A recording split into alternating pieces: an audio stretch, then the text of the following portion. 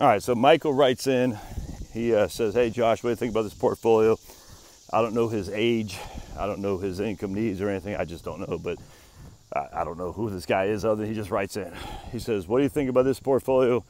20% Wellington, 20% Wellesley, 20% Global Wellington, 20% Global Wellesley, and I forgot 20% something else. Oh, 20% small cap.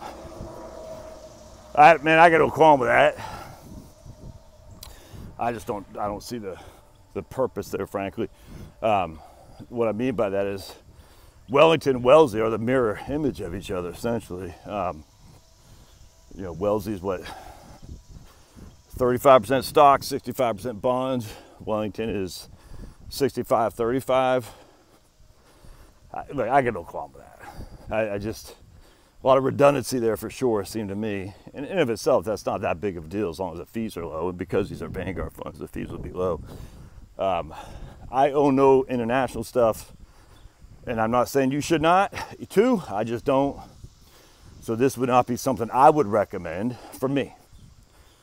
I would not recommend that to a client either.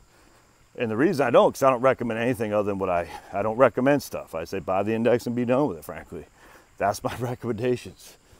How much should you have in index stocks versus bonds?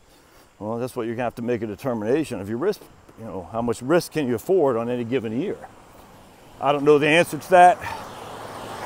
The only way you would know the answer to that is knowing yourself and how you reacted in February to March, a 35% decline. The problem with that 35% decline was it might not have been enough or long enough.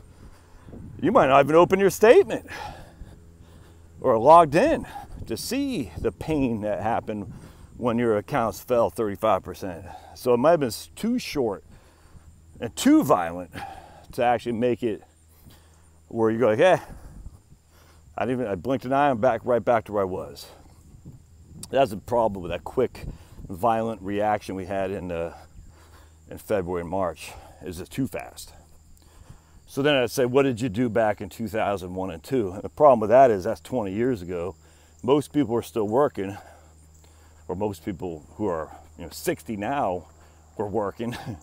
Most people didn't have that much money in their portfolio.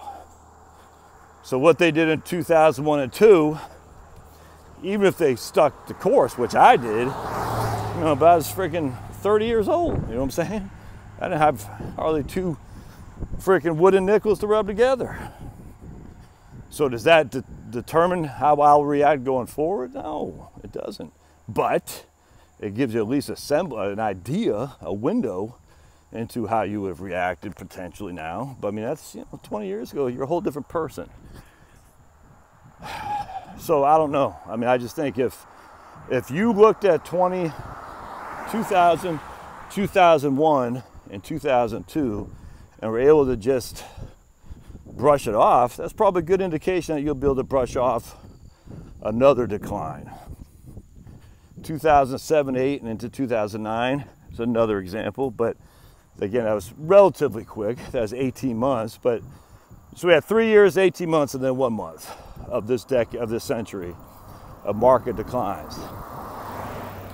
3 years was when you probably have money. 18 months is probably when you had you might have had more money, and because so much was going on, that might be a better window into who you are as an investor. And this last time was so quick and violent, it just might not be considerable length enough to really give an indication of who you are as an investor. So the issue that comes to me is how much risk you want to take. And if you're not willing to take that much risk, yeah, man, then your portfolio sounds good, but then I wonder why even go international. International is risky inherently, even the bonds. International bonds are risky.